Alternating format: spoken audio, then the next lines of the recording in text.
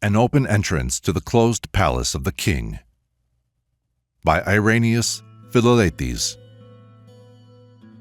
Narrated by Matthew Schmitz.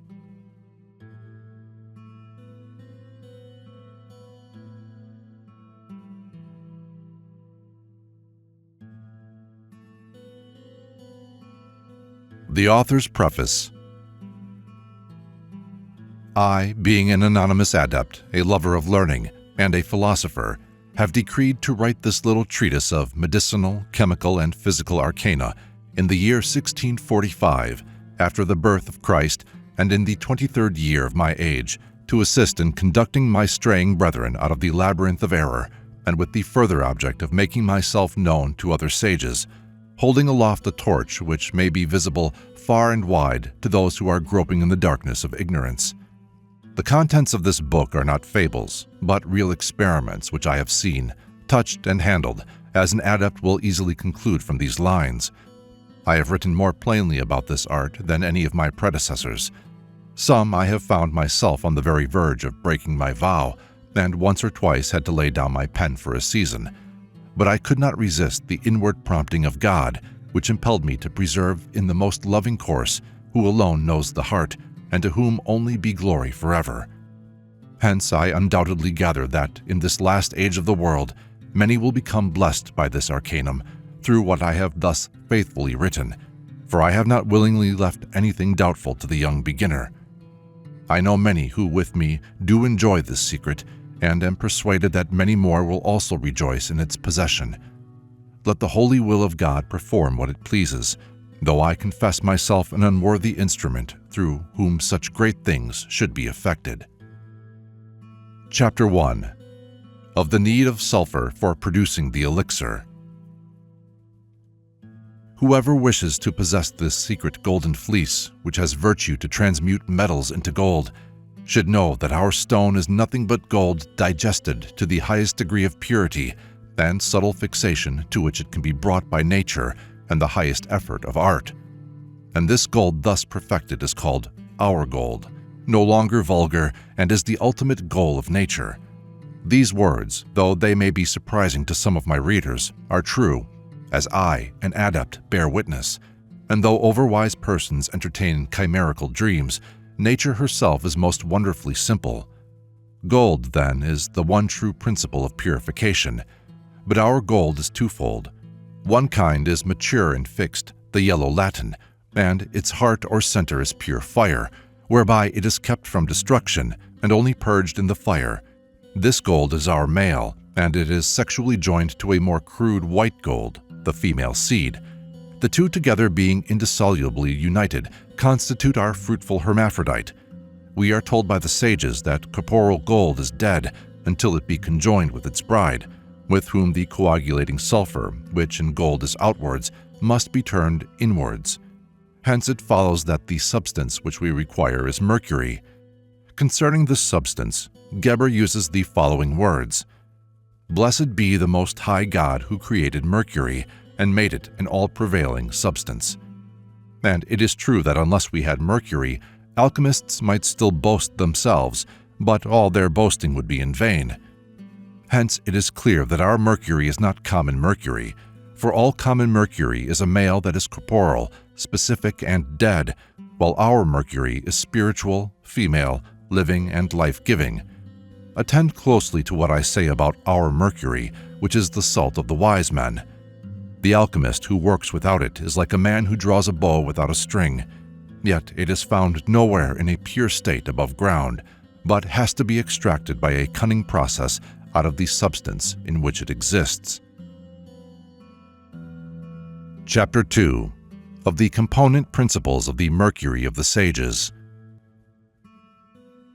Let those who aim to purify mercury by means of salts, feces, and other foreign bodies, and by strange chemical processes, understand that though our water is variously composed, it is yet only one thing, formed by the concretion of diverse substances of the same essence. The components of our water are fire, the vegetable, Saturnian liquid, and the bond of mercury. The fire is that of mineral sulfur, which yet can be called neither mineral nor metallic, but partakes of both characters. It is a chaos or spirit, because our fiery dragon that overcomes all things is yet penetrated by the odor of the Saturnian liquid, its blood growing together with the Saturnian sap into one body, which is yet neither a body, since it is all volatile, nor a spirit, since in fire it resembles melted metal. It may thus be very properly described as chaos, or the mother of all metals. From this chaos I can extract everything, even the sun and moon, without the transmutatory elixir. It is called our arsenic, our air, our moon, our magnet, and our calebs. These names representing the different stages of its development, even unto the manifestation of the kingly diadem, which is cast out of the menstruum of our harlot. Let then, who are the friends of Cadmus, who is the serpent that devoured them, what the hollow oak to which Cadmus spitted the serpent, learn who are the doves of Diana that overcome the green lion by gentleness, even the Babylonian dragon which kills everything with its venom. Learn also what are the winged shoes of Mercury, and who are those nymphs whom he charms by means of his incantations. Chapter 3. Concerning the calebs of the sages.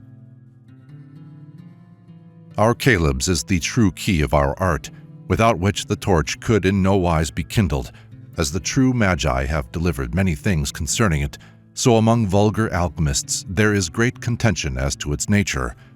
It is the ore of gold, the purest of all spirits, a secret, infernal, and yet most volatile fire, the wonder of the world, the result of heavenly virtues in the lower world, for which reason the Almighty has assigned to it a most glorious and rare heavenly conjunction, even that notable sign whose nativity is declared in the east. This star was seen by the wise men of old, and straightway they knew that a great king was born in the world. When you see its constellation, follow it to the cradle, and there you will behold a beautiful infant. Remove the impurities, look upon the face of the king's son, open your treasury, give to him gold, and after his death he will bestow on you his flesh and blood, the highest medicine in the 3 monarchies of the earth. Chapter 4. The Magnet of the Sages. As steel is attracted towards the magnet, and the magnet turns towards the steel, so also our magnet attracts our calebs. Thus as calebs is the ore of gold, so our magnet is the true ore of our calebs. The hidden center of our magnet abounds in salt, which salt is the menstruum in the sphere of the moon and can calcine gold. This center turns towards the pole with an archetic appetite, in which the virtue of the calebs is exalted into degrees. In the pole is the heart of Mercury, the true fire, in which is the rest of its master, sailing through this great sea that it may arrive at both the Indies and direct its course by the aspect of the North Star, which our magnet will manifest. Chapter 5. Of the Chaos of the Sages. Let the student incline his ear to the united verdict of the sages, who describe this work as analogous to the creation of the world. In the beginning God created heaven and earth, and the earth was without form and void, and the Spirit of God moved upon the face of the waters. And God said, "Let there be light," and there was light. These words are sufficient for the student of our art. The heaven must be united to the earth on the couch of friendship, so shall he reign in glory forever. The earth is the heavy body, the womb of the minerals which it cherishes in itself, although it brings to light trees and animals. The heaven is the place where the great lights revolve, and through the air transmit their influences to the lower world. But in the beginning, all was one confused chaos. Our chaos is, as it were, a mineral earth, by virtue of its coagulation, and yet also volatile air, in the center of which is the heaven of the sages, the astral center, which with its light irradiates the earth to its surface. What man is wise enough to evolve out of this world a new king, who shall redeem his brothers from their natural weaknesses, by dying, being lifted on high, and giving his flesh and blood for the life of the world? I thank thee, O God, that thou hast concealed these things from the wise and prudent, and hast revealed them unto babes. Chapter 6. Of the Air of the Sages.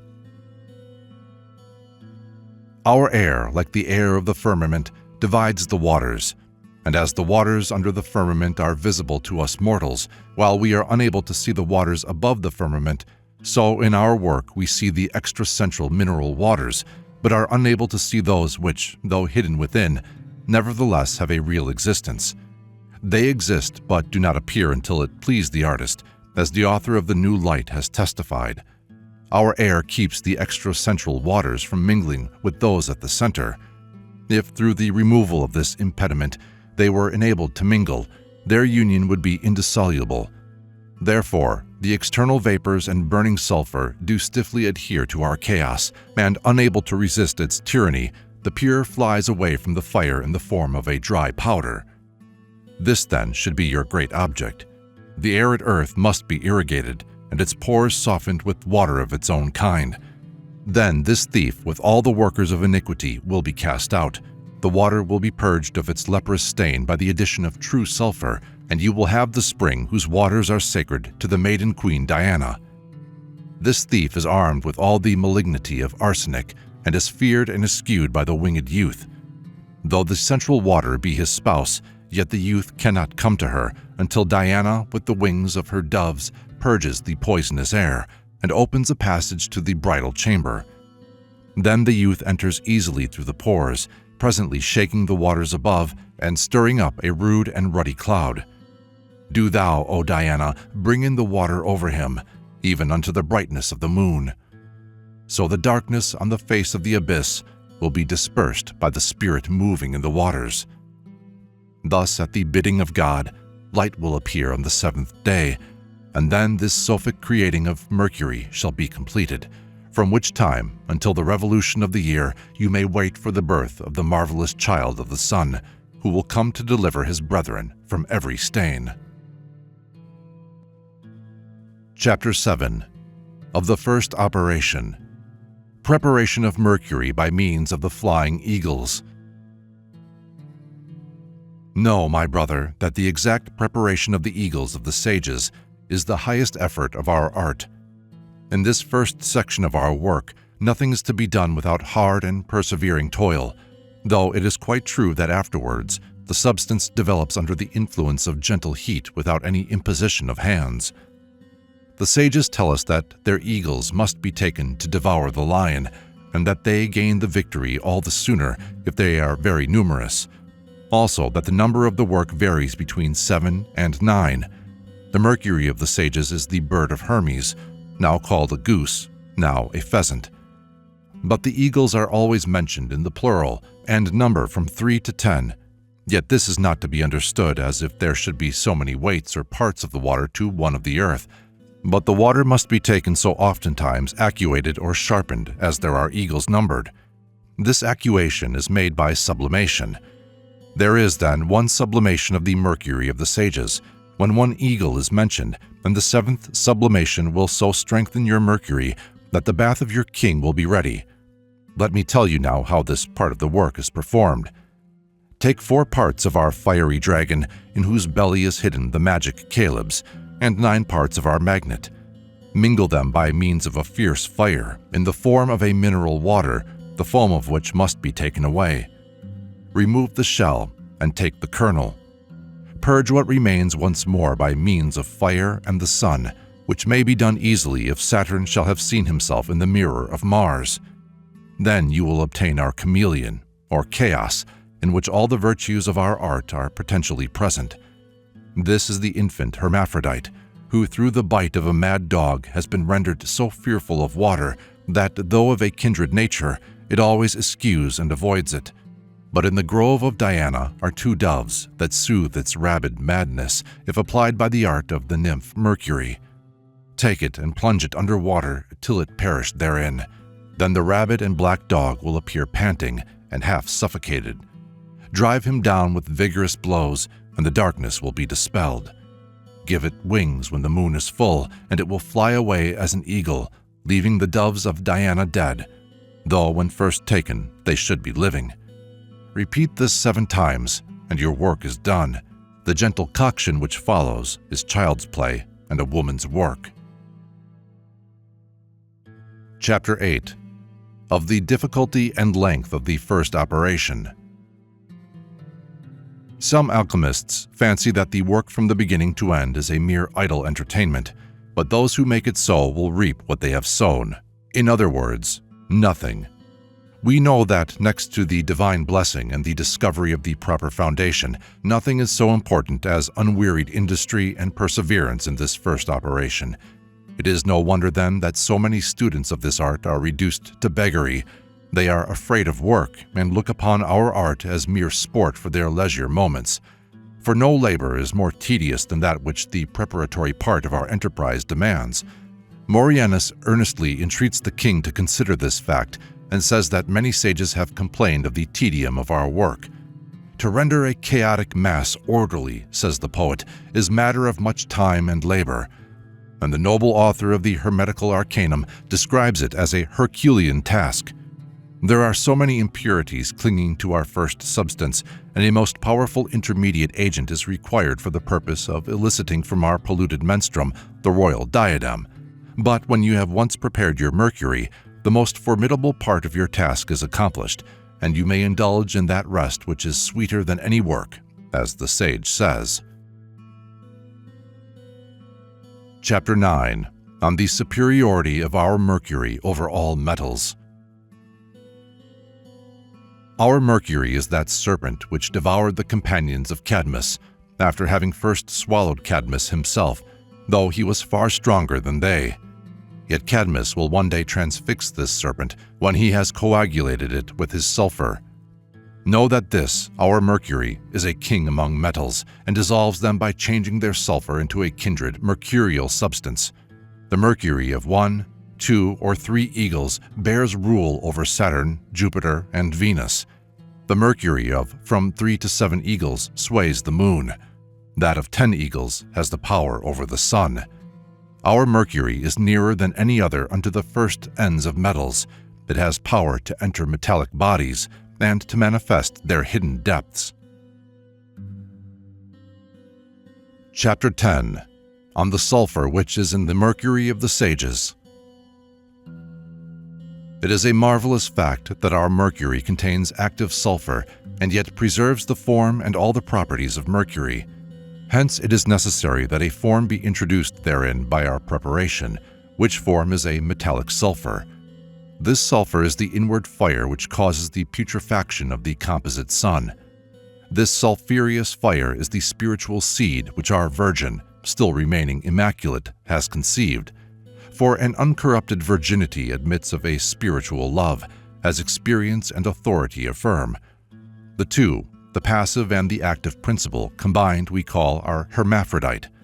When joined to the sun, it softens, liquefies, and dissolves it with gentle heat. By means of the same fire it coagulates itself, and by its coagulation produces the sun.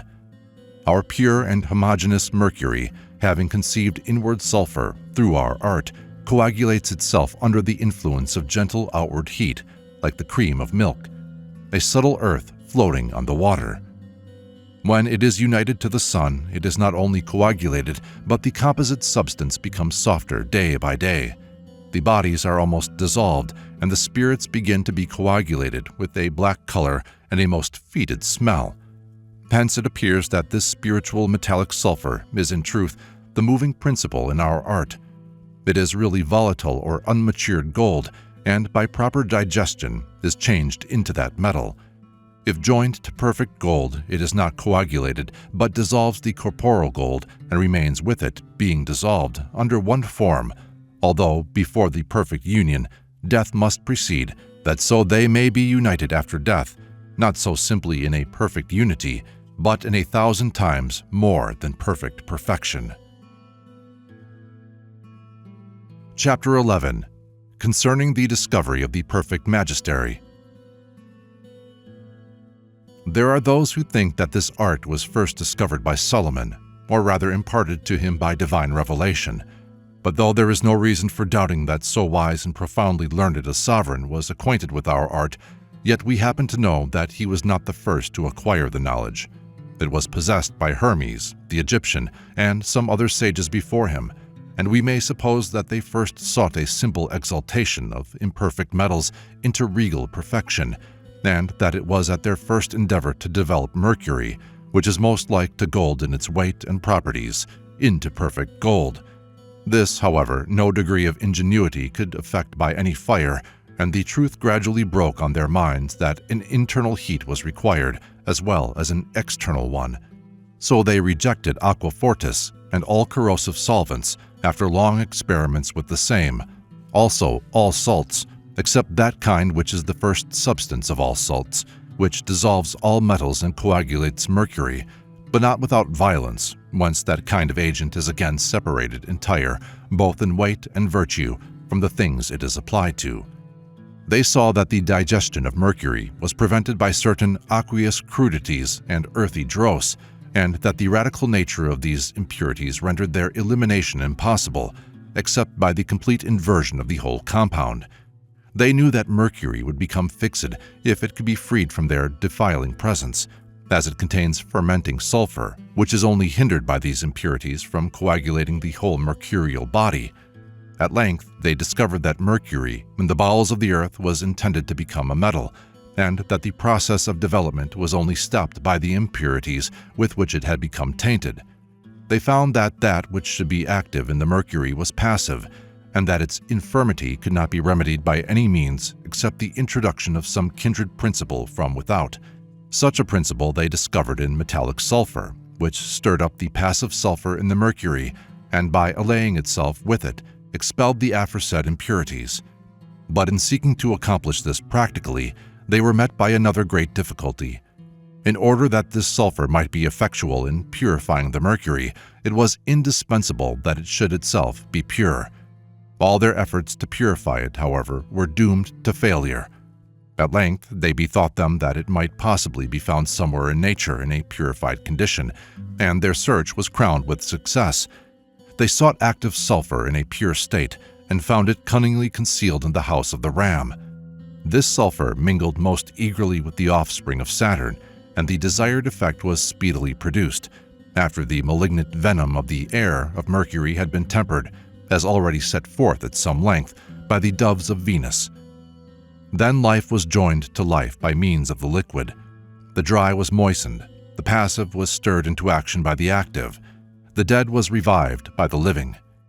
The heavens were indeed temporarily clouded over, but after a copious downpour of rain, serenity was restored. Mercury emerged in a hermaphroditic state. Then they placed it in the fire.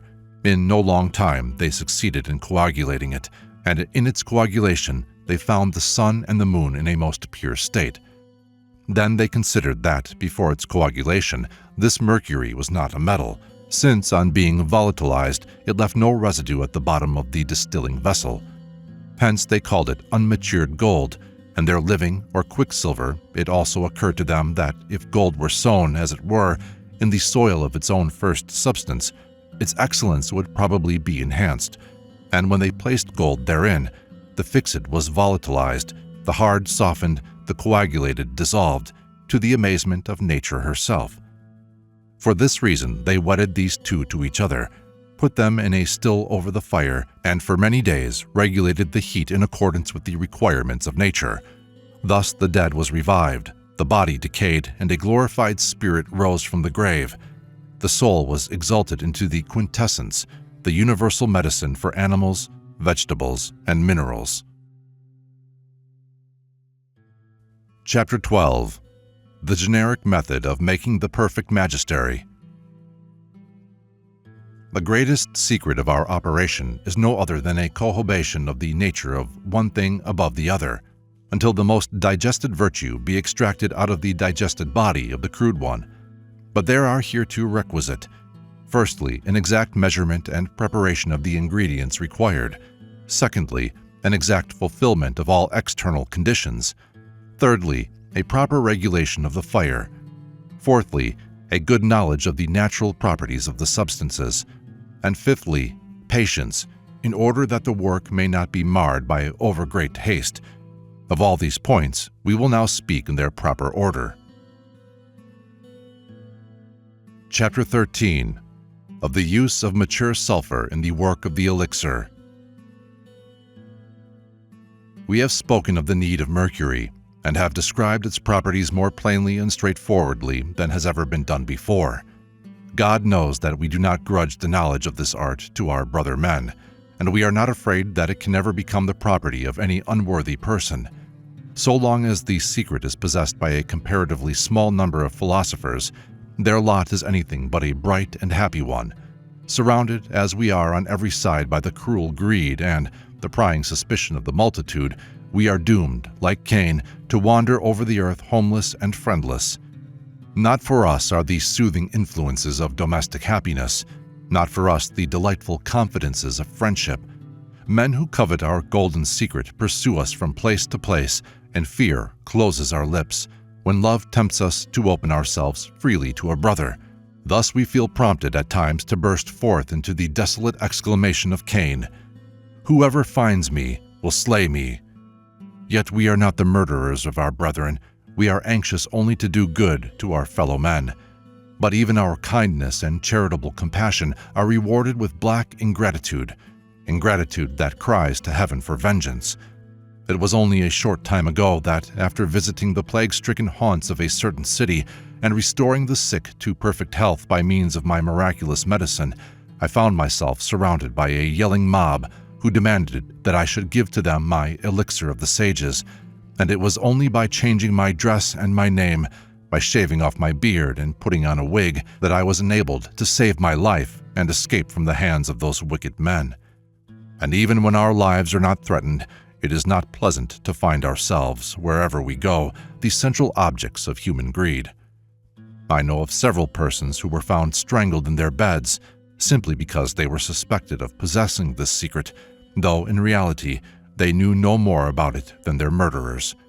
It was enough for some desperate ruffians that a mere whisper of suspicion had been breathed against their victims. Men are so eager to have this medicine that your very caution will arouse their suspicions and endanger your safety. Again, if you desire to sell any large quantity of your gold and silver, you will be unable to do so without imminent risk of discovery. The very fact that anyone has a great mass of bullion for sale would in most places excite suspicion. This feeling will be strengthened when people test the quality of our gold, for it is much finer and purer than any of the gold which is brought from Barbary or from the Guinea coast, and our silver is better even than that which is conveyed home by the Spanish silver fleet. If, in order to baffle discovery, you mix these precious metals with alloy, you render yourself liable, in England and Holland at least, to capital punishment. For in those countries, no one is permitted to tamper with the precious metals except the officers of the mint and the licensed goldsmiths. I remember once going, in the guise of a foreign merchant, to a goldsmith's shop and offering him 600 pounds worth of our pure silver for sale.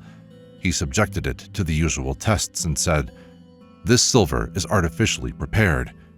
When I asked him why he thought so, his answer was, "I am not a novice in my profession and know very well the exact quality of the silver which is brought from the different mines." When I heard these words, I took myself away with great secrecy and dispatch, leaving the silver in the hands of the goldsmith. On this account, and by reason of the many and great difficulties which beset us, the possessors of this stone, on every side, we do elect to remain hidden, and will communicate the art to those who are worthily covetous of our secrets, and then mark what public good will befall. Without sulfur, our mercury would never be properly coagulated for our supernatural work. It is the male substance, while mercury may be called the female, and all sages say that no tincture can be made without its Latin, which Latin is gold, without any double speaking. Wise men, notwithstanding, can find this substance even on the dunghill, but the ignorant are unable to discern it even in gold. The tincture of gold is concealed in the gold of the sages, which is the most highly matured of bodies, but as a raw material it exists only in our mercury, and it, gold, receives from mercury the multiplication of its seed, but in virtue rather than in weight. The sages say that common gold is dead, while theirs is living, and common gold is dead in the same sense in which a grain of wheat is dead, while it is surrounded by dry air and comes to life, swells, softens, and germinates only when it is put into moist earth.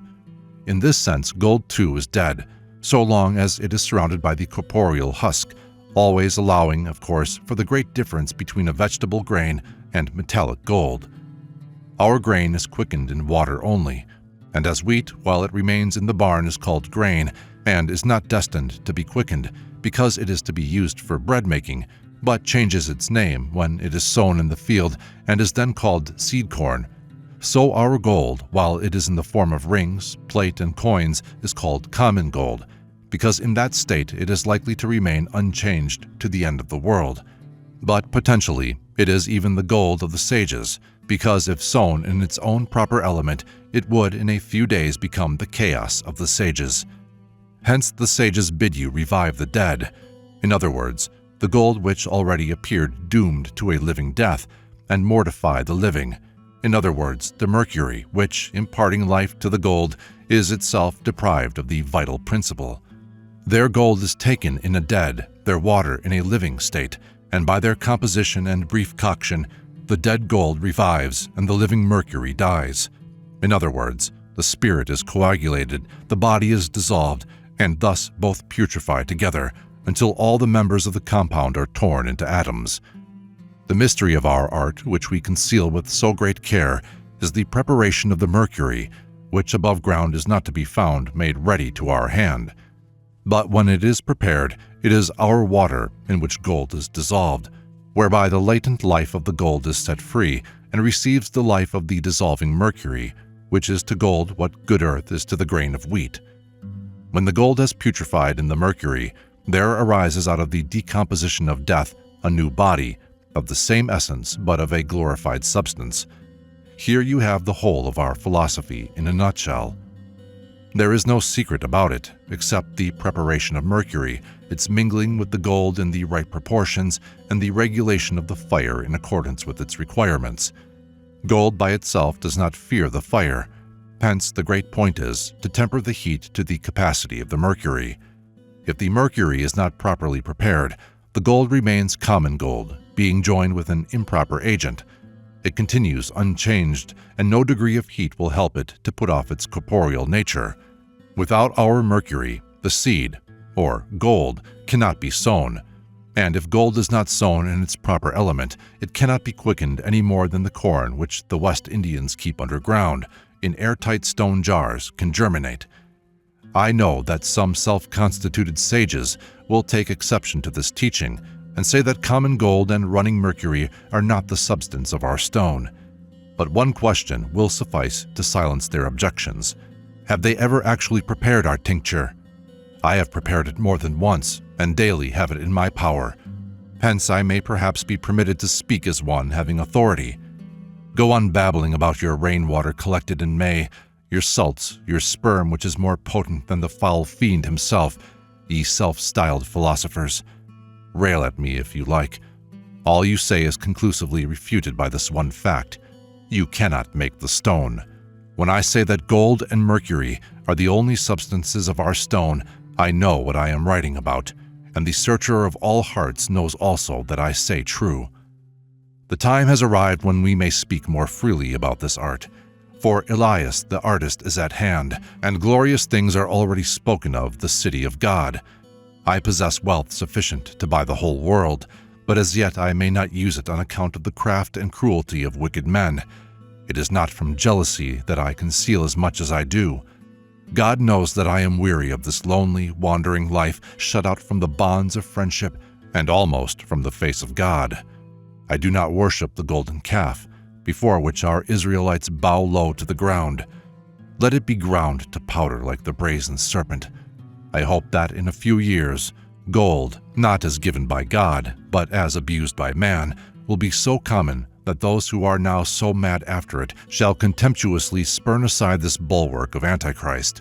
Then will the day of our deliverance be at hand, when the streets of the New Jerusalem are paved with gold, and its gates are made of great diamonds. The day is at hand when, by means of this my book, gold will have become as common as dirt, when we sages shall find rest for the soles of our feet and render fervent thanks to God. My heart conceives unspeakable things, and is enlarged for the good of the Israel of God. These words I utter forth with a herald's clarion tones. My book is the precursor of Elias. designed to prepare the royal way of the Master, and would to God that by its means all men might become adepts in our art.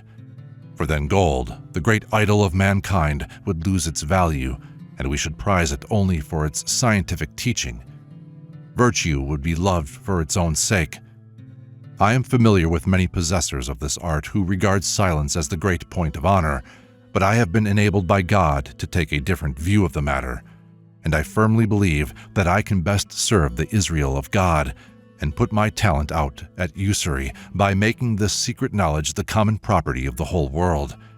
Hence, I have not conferred with flesh and blood, nor attempted to obtain the consent of my brother sages. If the matter succeeds according to my desire and prayer, they will all rejoice that I have published this book. Chapter 14. Of the circumstantial and accidental requisites of our art. We have weeded out all vulgar errors concerning our art, and have shown that gold and mercury are the only substances required. We have shown that this gold is to be understood, not metaphorically, but in a truly philosophical sense. We have also declared our mercury to be true quicksilver, without any ambiguity of acceptation. The latter, we have told you, must be made by art, and be a key to the former.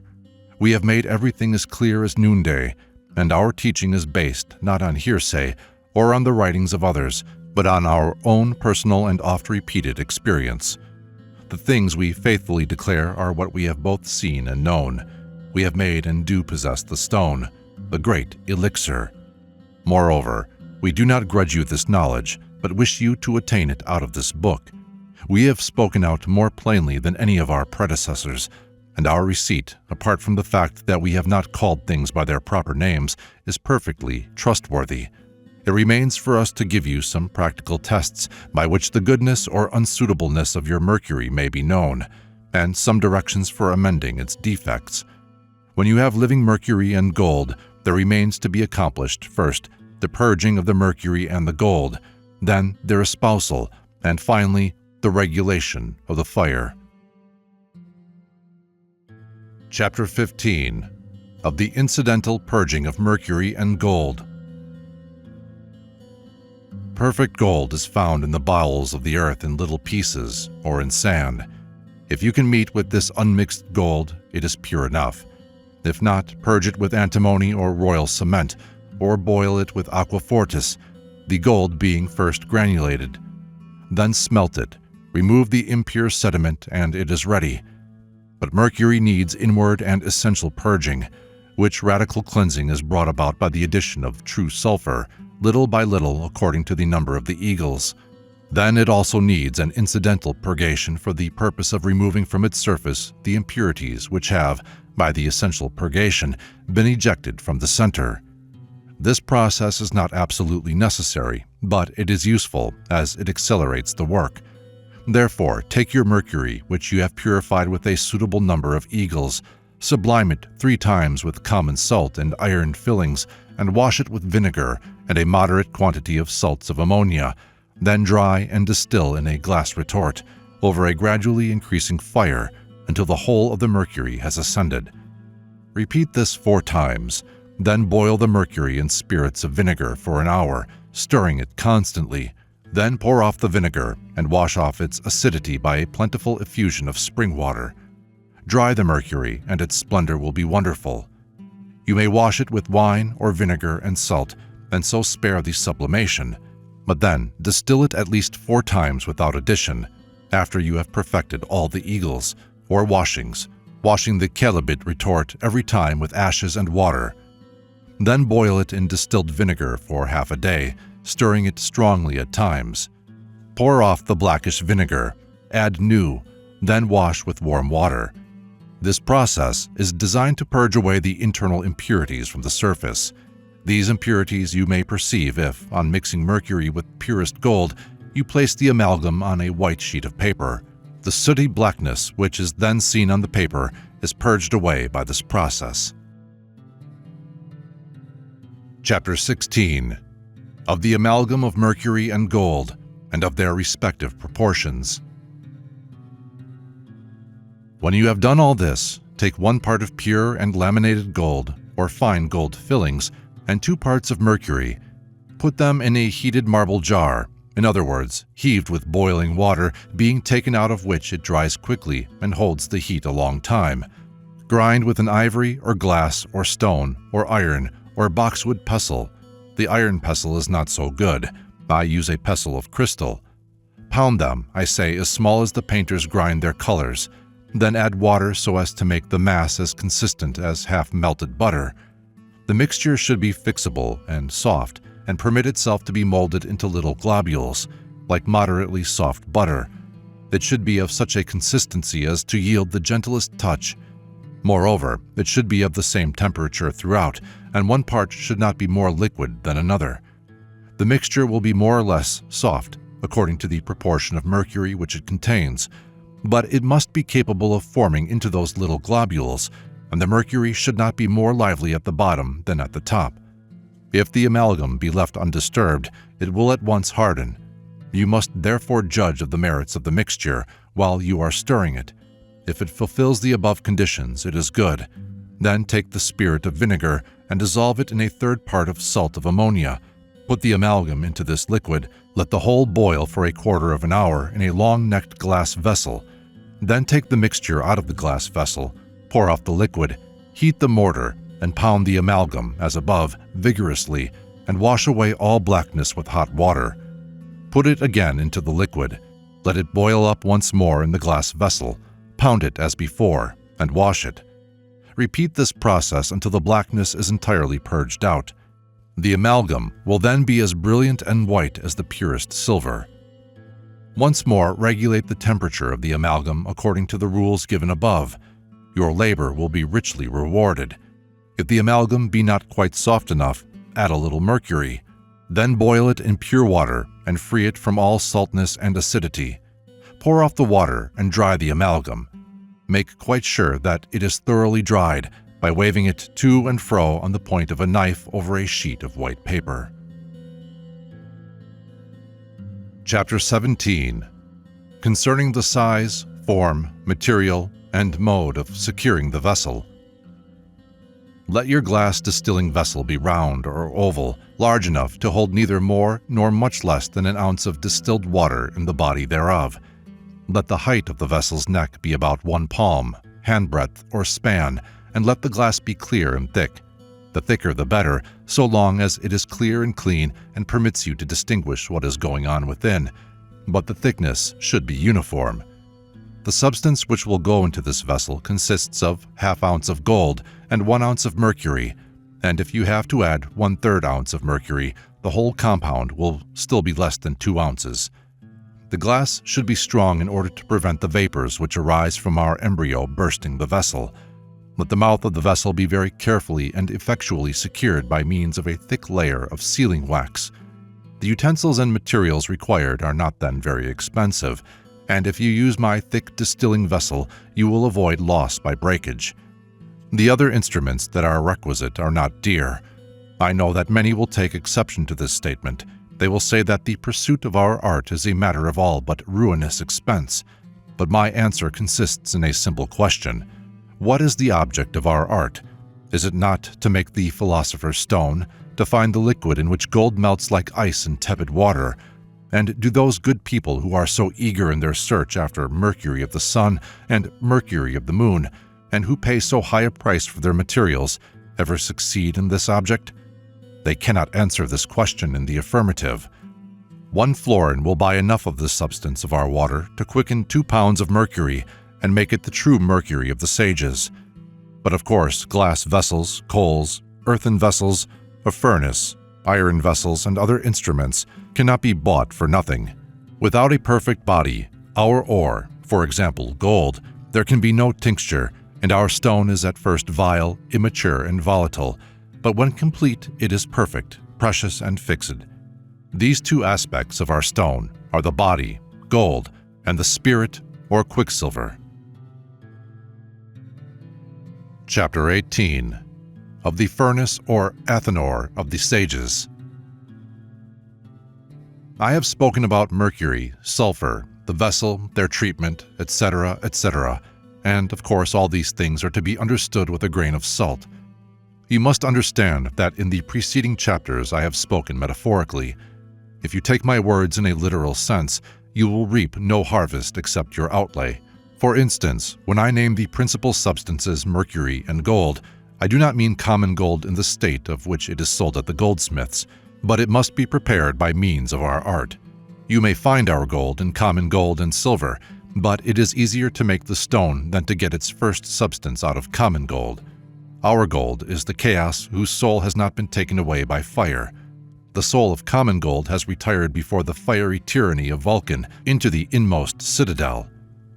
If you seek our gold in a substance intermediate between perfection and imperfection, you will find it, but otherwise you must unbar the gates of common gold by the first preparatory process, Chapter 15, by which the charm of its body is broken and the husband enabled to do his work.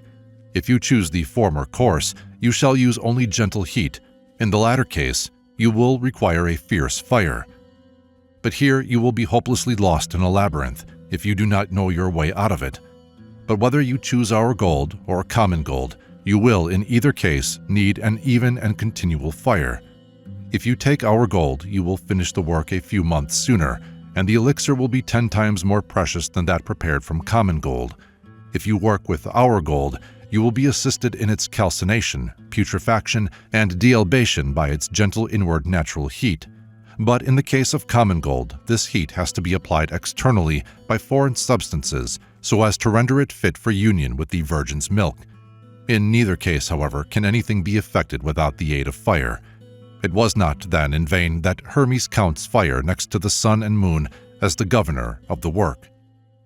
But this is to be understood of the truly secret furnace, which a vulgar eye never saw. There is also another furnace, which is called our common furnace, made of potter's earth, or of iron and brass plates, well compacted with clay. This furnace we call Athenor, and the shape which I like best is that of a tower with a nest at the top. The tower should be about 3 feet high and 9 fingers wide within the plates. A little above the ground, let there be a little opening of about 3 or 4 fingers wide for removing the cinders. Over that, there should be a fireplace built with stones. Above this, we place the furnace itself, which should be such as to exclude all drafts and currents of air. The coals are put in from above, and the aperture should be then carefully closed. But it is not necessary that your furnace should exactly correspond to the description which I have given so long,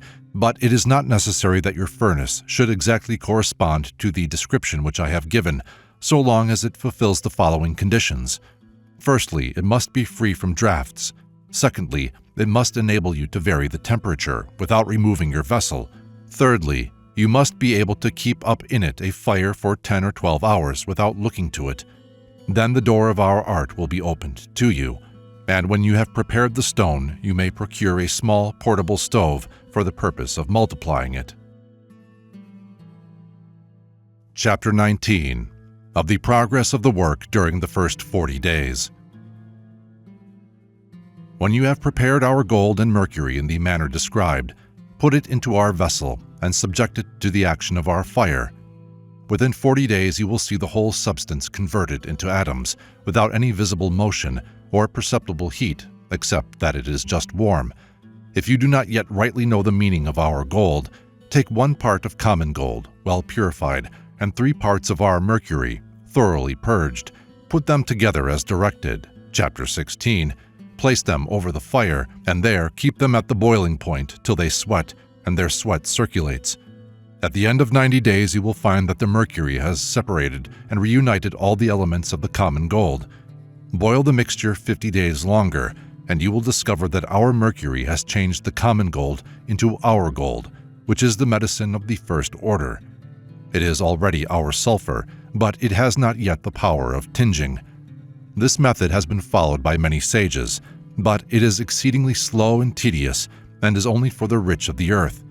Moreover, when you have got this sulfur, do not think that you possess the stone, but only its true matter, which you may seek in an imperfect thing, and find it within a week by our easy yet rare way, reserved of God for his poor, contemned, and abject saints.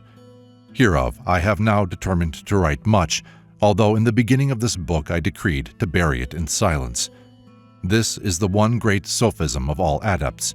Some speak of this common gold and silver and say the truth, and others say that we cannot use it, and they too say the truth. But in the presence of God, I will call all our adepts to account and charge them with jealous surliness. I too had determined to tread the same path, but God's hand confounded my scheme. I say then that both ways are true and come to the same thing in the end. But there is a vast difference at the beginning.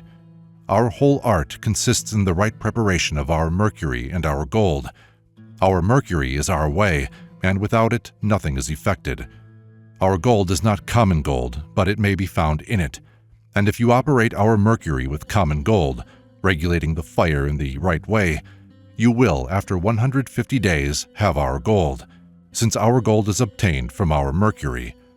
Hence, if common gold have all its atoms thoroughly severed by means of our mercury, and then reunited by the same agency, the whole mixture will, under the influence of fire, become our gold. But if, without this preparatory purging, you were to use common gold with our mercury for the purpose of preparing the stone, you would be sadly mistaken, and this is the great labyrinth in which most beginners go astray, because the sages, in writing of these ways as two ways, purposely obscure the fact that they are only one way, though, of course, the one is more direct than the other. The gold of the sages may then be prepared out of our common gold and our mercury, from which there may afterwards be obtained by repeated liquefactions, sulfur and quicksilver, which is incombustible and tinges all things else. In this sense, our stone is to be found in all metals and minerals, since our gold may be got from them all, but most easily, of course, from gold and silver. Some have found it in tin, some in lead, but most of those who have pursued the more tedious method have found it in gold. Of course, if our gold be prepared in the way I have described, out of common gold, in the course of 150 days, instead of being found ready-made, it will not be so effectual, and the preparation of the stone will take 1.5 years instead of 7 months. I know both ways, and prefer the shorter one, but I have described the longer one as well in order that I may not draw upon myself the scathing wrath of the sages. The great difficulty which discourages all beginners is not of nature's making. The sages have created it by speaking of the longer operation when they mean the shorter one, and vice versa. If you choose common gold, you should espouse it to Venus, or copper, lay them together on the bridal bed, and on bringing a fierce fire to bear on them, you will see an emblem of the great work in the following succession of colors: black, the peacock's tail; white, orange, and red. Then repeat the same operation with mercury, called the virgin's milk, using the fire of the bath of dew, and towards the end, sand mixed with ashes. The substance will first turn a much deeper black, and then a completer white and red. Hence, if you know our art, extract our gold from our mercury, this is the shorter way, and thus perform the whole operation with one substance, in other words, mercury. If you can do this, you will have obtained to the perfection of philosophy. In this method, there is no superfluous trouble. The whole work, from beginning to end, is based upon one broad foundation, whereas if you take common gold, you must operate on two substances, and both will have to be purified by an elaborate process. If you diligently consider what I have said, you have in your hand a means of unraveling all the apparent contradictions of the sages.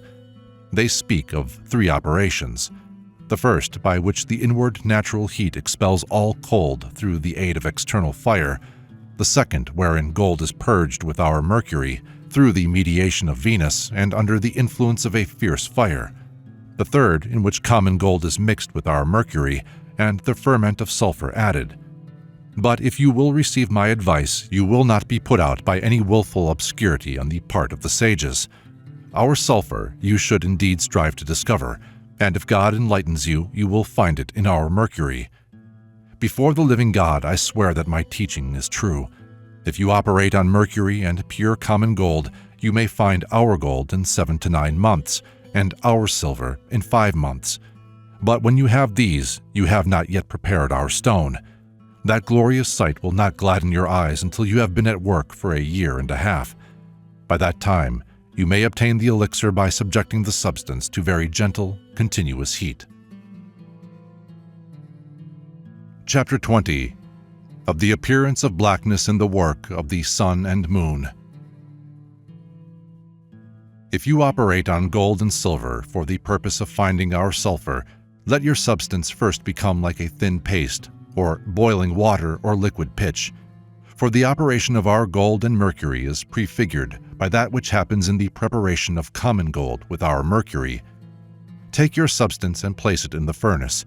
Regulate the fire properly for the space of 20 days, in which time you will observe various colors, and about the end of the 4th week, if the fire be continuous, you will see a most amiable greenness, which will last for about 10 days. Then rejoice, for in a short time it will be as a black coal, and your whole compound shall be reduced to atoms. The operation is a resolution of the fixed into the not fixed, that both afterwards, being conjoined, may make one matter, partly spiritual and partly corporal. Once more, I assure you, the regulation of the fire is the only thing that I have hidden from you. Given the proper regimen, take the stone, govern it as you know how, and then these wonderful phenomena will follow.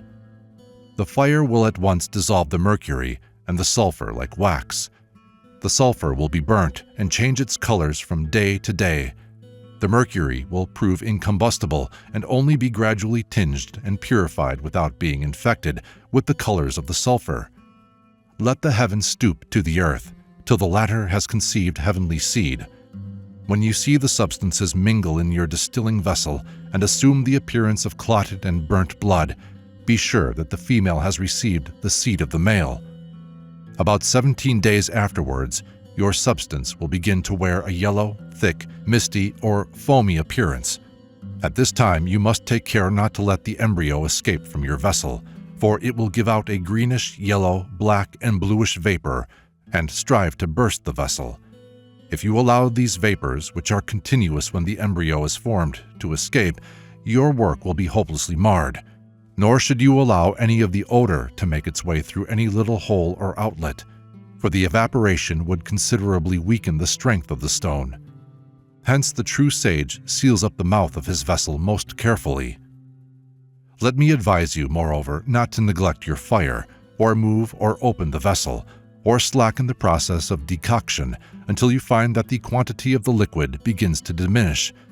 If this happens after 30 days, rejoice, and know that you are on the right road.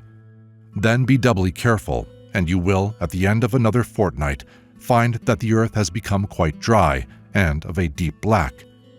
This is the death of the compound. The winds have ceased, and there is a great calm. This is that great simultaneous eclipse of the sun and moon when the sea also has disappeared. Our chaos is then ready, from which, at the bidding of God, all the wonders of the world may successively emerge. Chapter 21. Of the caution required to avoid burning the flowers. The burning of the flowers is fatal, yet soon committed. It is chiefly to be guarded against after the lapse of the 3rd week. In the beginning, there is so much moisture that if the fire be too fierce, it will dry up the liquid too quickly, and you will prematurely obtain a dry red powder, from which the principle of life has flown. If the fire be not strong enough, the substance will not be properly matured. Too powerful a fire prevents the true union of the substances. True union only takes place in water. Bodies collide but do not unite. Only liquids and spirits can truly mingle their substance. Hence our homogeneous metallic water must be allowed to do its work properly and should not be dried up until this perfect mutual absorption has taken place in a natural manner. Premature drying only destroys the germ of life, strikes the active principle on the head as with a hammer, and renders it passive. A red powder is indeed produced, but long before the time, for redness should be preceded by blackness. It is true that in the beginning of our work, when heaven is wedded to earth, and earth conceives the fire of nature, a red color does appear. But the substance is then sufficiently moist, and the redness soon gives way to a green color, which in its turn gradually yields to blackness. Do not be in a hurry. Let your fire be just powerful enough, but not too powerful. Steer a straight course between Scylla and Charybdis, and you will behold in your vessel a variety of colors and grotesque transformations, until the substance settles down into a powder of intense blackness. This should happen within the first 50 days. If it does not, either your mercury or the regulation of your fire or the composition of your substance is at fault, if indeed you have not moved or shaken your glass vessel. Chapter 22 of the Regimen of Saturn. All the sages who have written on our art have spoken of the work and regimen of Saturn, and their remarks have led many to choose common lead as the substance of the stone. But you should know that our Saturn, or lead, is a much nobler substance than gold. It is the living earth in which the soul of gold is joined to Mercury, that they may bring forth Adam and his wife Eve. Wherefore, since the highest has so lowered itself as to become the lowest, we may expect that its blood may be the means of redeeming all its brethren. The tomb in which our king is buried is that which we call Saturn, and it is the key of the work of transmutation. Happy is he who can salute this planet and call it by its right name. It is a boon which is obtained by the blessing of God alone. It is not of him that willeth, or of him that runneth, but God bestoweth it on whom he will. Chapter 23 of the different regimens of this work. Let me assure you that in our whole work there is nothing hidden but the regimen, of which it was truly said by the sage that whoever knows it perfectly will be honored by the princes and potentates. I tell you plainly that if this one point were clearly set forth, our art would become mere women's work and child's play. There would be nothing in it but a simple process of cooking. Hence it has always been most carefully concealed by the sages. But I have determined to write in a more sympathetic and kindly spirit. Know then that our regimen throughout consists in coction and digestion, but that it implies a good many other processes, which those jealous sages have made to appear different by describing them under different names. But we intend to speak more openly in regard to this subject. Chapter 24 of the first regimen, which is that of Mercury. This first regimen has been studiously kept secret by all the sages. They have spoken of the second regimen, or that of Saturn, as if it were the first, and have thus left the student without guidance in those operations which precede the appearance of that intense blackness. Count Bernard of Trevisa says in his parable that when the king has come to the fountain, he takes off the golden garment, gives it to Saturn, and enters the bath alone, afterwards receiving from Saturn a robe of black silk. But he does not tell us how long it takes to put off that golden robe, and thus, like all his brethren, leaves the poor beginner to grope in the dark during 40 or 50 days. From the point where the stage of blackness is reached to the end of the work, their directions are more full and intelligible. It is in regard to these first 40 days that the student requires additional light. This period represents the regimen of Mercury of the sages, which is alone active during the whole time, the other substance being temporarily dead. You should not suffer yourself to be deluded into the belief that when your matters are joined, namely our Sun and Mercury, the setting of the sun can be brought about in a few days. We ourselves waited a tedious time before a reconciliation was made between the fire and the water. As a matter of fact, the sages have called the substance, throughout this first period, rebus, or two-thing, to show that the union is not effected till the operation is complete. You should know, then, that though our Mercury consumes the sun, yet a year after you shall separate them, unless they are connected together by a suitable degree of fire. It is not able to do anything at all without fire. We must not suppose that when our gold is placed in our Mercury, it is swallowed up by it in the twinkling of an eye. This conception rests on a misunderstanding of Count Bernard's teaching about the king's plunge in the fountain. But the solution of gold is a more difficult matter that these gentry appear to have any idea of. It requires the highest skill so to regulate the fire in the first stage of the work as to solve the bodies without injuring the tincture. Attend to my teaching, therefore. Take the body which I have showed you, put it into the water of our sea, and bring to bear on the compound the proper degree of heat, till dews and mists begin to ascend, and the moisture is diminished night and day without intermission. Know that at first the two do not affect each other at all, and that only in course of time the body absorbs some of the water, and thus causes each to partake of the other's nature. Only part of the water is sublimed, the rest gradually penetrates the pores of the body, which are thereby more and more softened, till the soul of the gold is enabled gently to pass out. Through the mediation of the soul, the body is reconciled and united to the spirit, and their union is signalized by the appearance of the black color. The whole operation lasts about 40 to 50 days, and is called the regimen of Mercury, because the body is passive throughout, and the spirit, or Mercury, brings about all the changes of color, which begin to appear about the 20th day, and gradually intensify till all be at last completed in black of the deepest dye, which the both day will manifest. Chapter 25. The regimen of the second part, which is that of Saturn.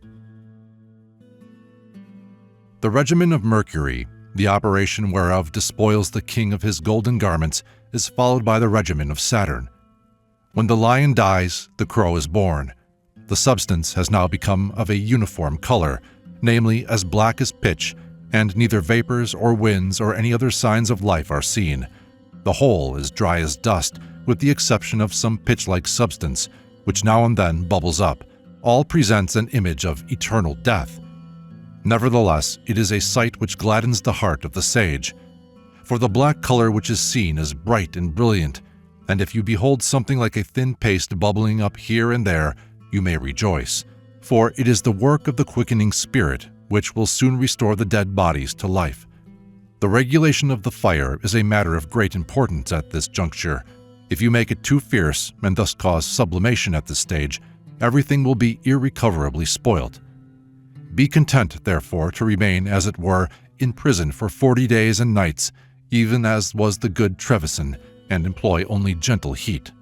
Let your delicate substance remain at the bottom, which is the womb of conception, in the sure hope that after the time appointed by the Creator for this operation, the spirit will arise in a glorified state, and glorify its body, that it will ascend and be gently circulated from the center to the heavens, then descend to the center from the heavens, and take to itself the power of things above and things below.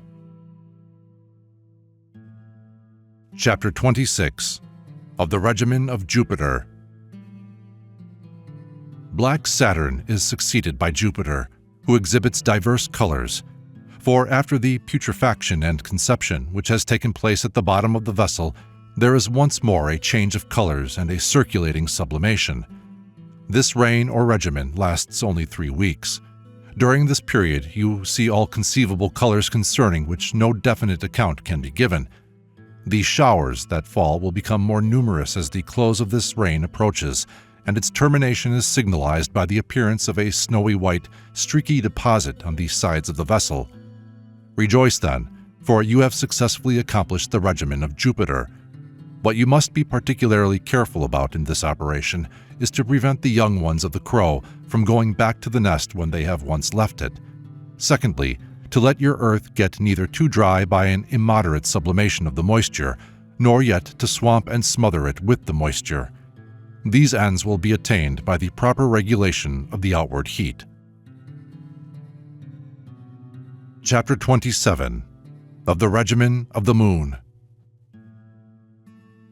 When the reign of Jupiter comes to an end, towards the close of the 4th month, you will see the sign of the waxing moon, or crescent, and know that the whole reign of Jupiter was devoted to the purification of the latent.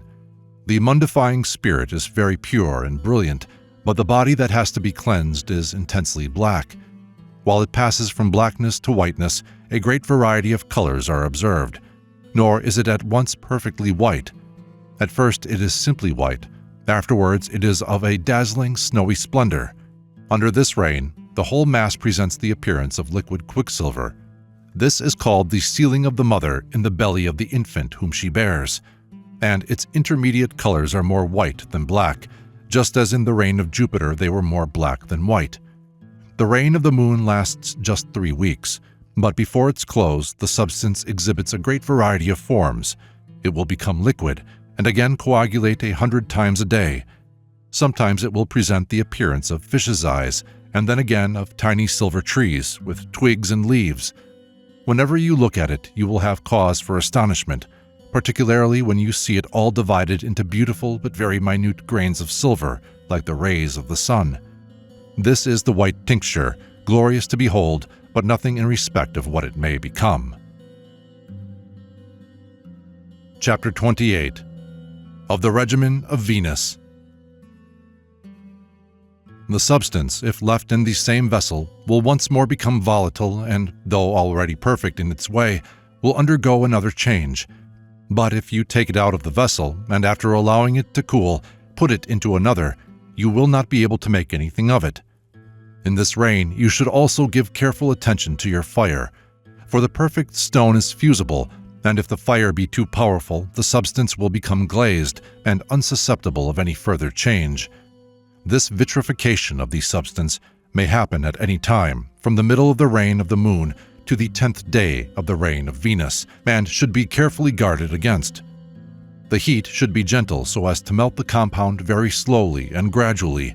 It will then raise bubbles and receive a spirit that will rise upward, carrying the stone with it and imparting to it new colors, especially a copper-green color, which endures for some time and does not quite disappear till the 20th day. The next change is to blue and livid, and the close of this reign the color is a pale purple. Do not irritate the spirit too much. It is more corporeal than before, and if you sublime it to the top of the vessel, it will hardly return. The same caution should be observed in the reign of the moon, when the substance begins to thicken. The law is one of mildness and not of violence, lest everything should rise to the top of the vessel and be consumed or vitrified to the ruin of the whole work. When you see the green color, know that the substance now contains the germ of its highest life. Do not turn the greenness into blackness by immoderate heat. This reign is maintained for 40 days. Chapter 29. Of the Regimen of Mars. When the regimen of Venus is over, and therein has appeared the philosophical tree with all its branches and leaves, the reign of Mars begins with a light yellow or dirty brown color, but at last exhibits the transitory hues of the rainbow and the peacock's tail. At this stage, the compound is drier and often shows like a hyacinth with a tinge of gold. The mother, being now sealed in her infant's belly, swells and is purified, but because of the present great purity of the compound, no putridness can have place in this regimen. But some obscure colors are chief actors, while some middle colors come and go, and they are pleasant to look on. Our virgin earth is now undergoing the last degree of its cultivation, and is getting ready to receive and mature the fruit of the sun. Hence you should weep up a moderate temperature. Then there will be seen about the 30th day of this reign an orange color, which within 2 weeks from its first appearance will tinge the whole substance with its own hue. Chapter 30. Of the Regimen of the Sun.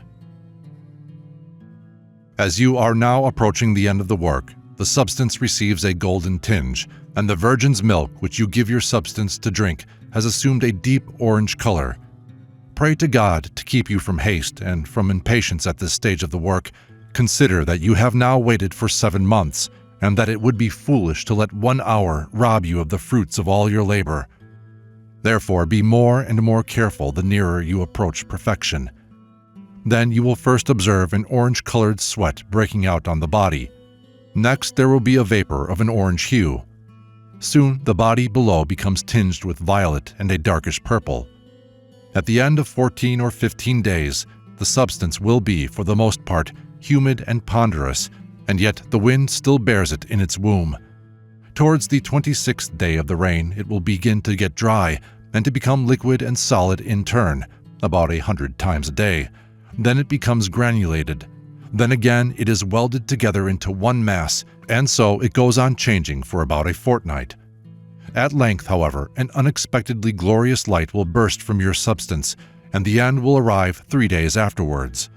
The substance will be granulated like atoms of gold or motes in the sun, and turn a deep red, a red the intensity of which makes it seem black like very pure blood in a clotted state. This is the great wonder of wonders, which has not its like on earth. Chapter 31. Of the Fermentation of the Stone.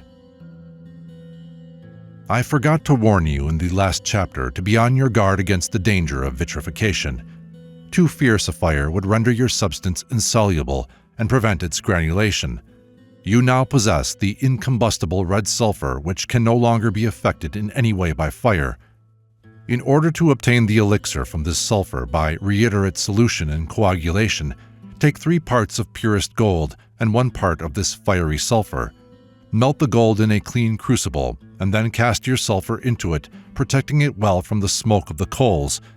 Make them liquid together, when you will obtain a beautiful mass of a deep red, though hardly transparent. This you should permit to cool and pound into a small powder. Of this powder, take 1 part and 2 parts of our mercury, mix them well, and put them in a glass vessel well sealed. They should be exposed to gentle heat for 2 months. This is the true fermentation, which may be repeated if needful. Chapter 32. The Imbibation of the Stone. Many authors take fermentation in this work for the invisible external agent, which they call ferment. By its virtue, the fugitive and subtle spirits, without laying on of hands, are of their own accord thickened, and our before-mentioned fermentation they call cibation with bread and milk. But I follow my own judgment. There is another operation called imbibation of the stone, by which its quantity rather than its quality is increased. It is this: add to 3 parts of your perfect sulfur, either white or red, 1 part of water, and after 6 or 7 days' coction, the water will become thick like the sulfur. Add again as much water as you did before, and when this is dried up with a convenient fire, add 3 distinct times so much water as shall be equal to 1/3 of the original quantity of sulfur. Then add, for the 7th imbibation, 5 parts of water, the parts being equal to the original parts of the sulfur. Seal up the vessel, subject it to gentle coction, and let the compound pass through all the different rains of the original substance, which will be accomplished in a month. Then you have the true stone of the 3rd order, 1 part of which will perfectly tinge 1,000 parts of any other metal. Chapter 33. The Multiplication of the Stone. Take the perfect stone. Add 1 part of it to 3 or 4 parts of purified mercury of our first work. Subject it to gentle coction for 7 days, the vessel being carefully sealed up, and let it pass through all the rains, which it will do very quickly and smoothly. The tinging power of the substance will thus be exalted 1,000-fold, and if you go through the whole process a 2nd time, which you can do with ease in 3 days, the medicine will be much more precious still. This you may repeat as often as you like. The 3rd time, the substance will run through all the rains in a day, the 4th time in a single hour, and so on, and the improvement in its quality will be most marvelous. Then kneel down and render thanks to God for this precious treasure. Chapter 34. Of Projection. Take 4 parts of your perfect stone, either red or white, of both for the medicine. Melt them in a clean crucible. Take 1 part of this pulverizable mixture to 10 parts of purified mercury.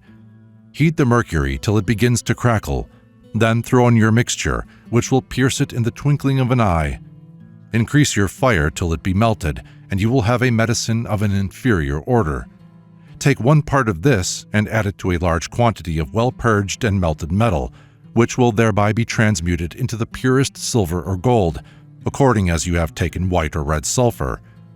Note that it is better to use a gradual projection, for otherwise there may be a notable loss of the medicine. The better the metals are purged and refined, the quicker and more complete will the transmutation be. Chapter 35. Of the manifold uses of this art. He that has once found this art can have nothing else in all the world to wish for than that he may be allowed to serve his God in peace and safety. He will not care for pomp or dazzling outward show, but if he lived 1,000 years and daily entertained 1,000,000 people, he could never come to want, since he has at hand the means of indefinitely multiplying the stone, both in weight and virtue, and thus of changing all imperfect metals in the world into gold. In the second place, he has it in his power to make stones and diamonds far more precious than any that are naturally procured. In the third place, he has an universal medicine, with which he can cure every conceivable disease, and indeed, as to the quantity of his medicine, he might heal all sick people in the world. Now, to the King Eternal, Immortal, and Sole Almighty, be everlasting praise for these, his unspeakable gifts and invaluable treasures. I exhort all that possess this treasure to use it to the praise of God and the good of their neighbors, in order that they may not at the last day be eternally doomed for their ingratitude to their Creator. To God alone be the glory.